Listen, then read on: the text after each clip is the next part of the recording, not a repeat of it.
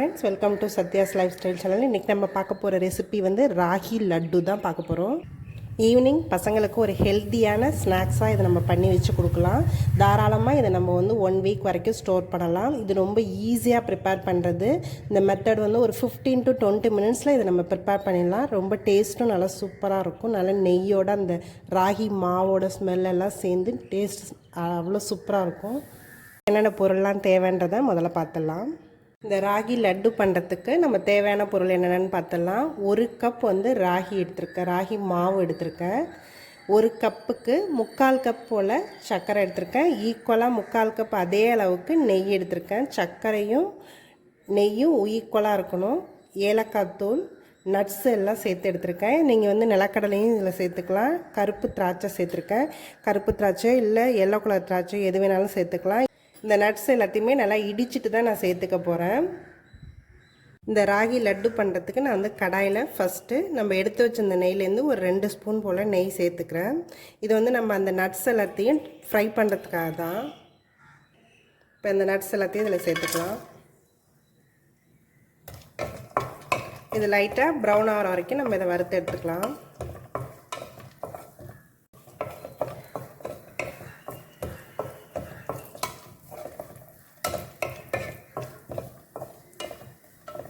இது எல்லாமே நல்லா வறுத்தாச்சு. இதை நம்ம இப்போ தனியாக எடுத்து வச்சிடலாம். அதே பேன்லையே இந்த 1 கப் வந்து கேழ்வரகை நான் இதில் வந்து வறுத்து எடுத்துக்கிறேன். இது நல்லா வறுக்கணும். இந்த பச்சை ஸ்மெல் போகிற அளவுக்கு இது நல்லா வறுத்துக்கலாம். நம்ம கொஞ்சம் மீடியம் ஹீட்லேயே வச்சு இது நம்ம வறுத்து எடுத்துக்கலாம். இது நல்லா ஒரு 5 நிமிஷம் போல் நல்லா வறுத்தாச்சு. இப்போ வந்து நம்ம இந்த மீதமுள்ள நெய்யை கொஞ்சம் கொஞ்சமாக அதில் ஆட் பண்ணிக்கலாம். இது நல்லா மிக்ஸ் பண்ணி விட்டுடலாம். இதிலே கொஞ்சம் அது வேகட்டும் அந்த மாவு. இதை ஒரு 2-3 மினிட்ஸ் போல் இப்படியே வச்சிடலாம். நம்ம இந்த நெய்யிலேயே அந்த மாவு கொஞ்சம் நல்லாவே வெந்துடும். சாப்பிட்ற சேர்த்த பிறகு நம்ம நல்லா அடுப்பை வந்து நல்ல சிம்மில் வச்சிடணும். அப்போ தான் இந்த மாவு வந்து அதில் வேகிறதுக்கும் கரெக்டாக இருக்கும். நம்மளுக்கு உருண்டை பிடிக்கிறதுக்கும் அது நல்லாவும் இருக்கும். சாப்பிடும்போது அது நல்லா டேஸ்ட்டும் நல்லாயிருக்கும். ஒரு 2-3 மினிட்ஸ் போல் இருந்தாலே இது நல்லா, ஏன்னா நம்ம ஏற்கனவே இந்த மாவை வந்து நல்லா வறுத்துட்டோம் பச்சை வாசனை போகிற அளவுக்கு. அதனால் ஒரு 2-3 மினிட்ஸ் இருந்தால் போதும். இந்த மாதிரி பபுள் வர ஆரம்பிச்சோன்னா நம்ம இப்போ வந்து எடுத்து வச்சுருக்க சர்க்கரையை அதில் ஆட் பண்ணிக்கலாம்.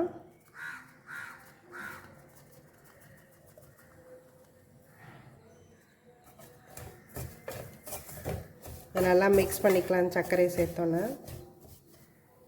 இந்த ஏலக்காவையும் இதில் சேர்த்துக்கலாம்.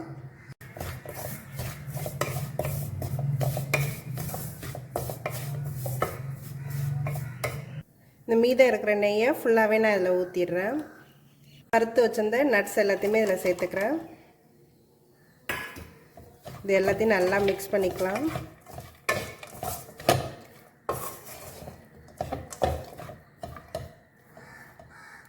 இது இப்போ ரெடி ஆகிடுச்சு. இது வந்து நல்லா ஹீட் ஆறணுன்னு நம்ம இதை உருண்டையாக பிடிச்சி வைக்கலாம். இது நல்லா சூடாக ஆறிடுச்சு. இப்போ வந்து நம்ம இதை உருண்டையாக பிடிக்க ஆரம்பிச்சிடலாம்.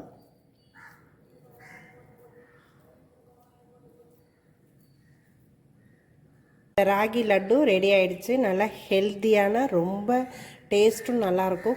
ஈஸியாகவும் நம்ம ப்ரிப்பேர் பண்ணலாம். இந்த இதை வந்து நம்ம ஈவினிங் ஸ்நாக்ஸாக வந்து பசங்களுக்கு செஞ்சு நல்லா தாராளமாக இதை நம்ம 1 வாரம் வரைக்கும் ஸ்டோர் பண்ணலாம். ஏன்னா நம்ம இதில் தண்ணியும் எதுவுமே சேர்க்கலை, வெறும் நாட்டு சக்கரை மட்டும்தான் சேர்த்து நெய் சேர்த்து தான் பண்ணியிருக்கோம். ஸோ இது 1 வாரம் வரைக்கும் நம்ம தாராளமாக இதை வெளில வச்சுருக்கலாம். இதை நீங்களும் உங்கள் வீட்டில் ட்ரை பண்ணி பாருங்கள். என்னோடய வீடியோஸ் எல்லாத்தையும் பாருங்கள். மறக்காமல் எங்கள் சேனலை சப்ஸ்கிரைப் பண்ணுங்கள். தேங்க்யூ ஃபார் வாட்சிங்.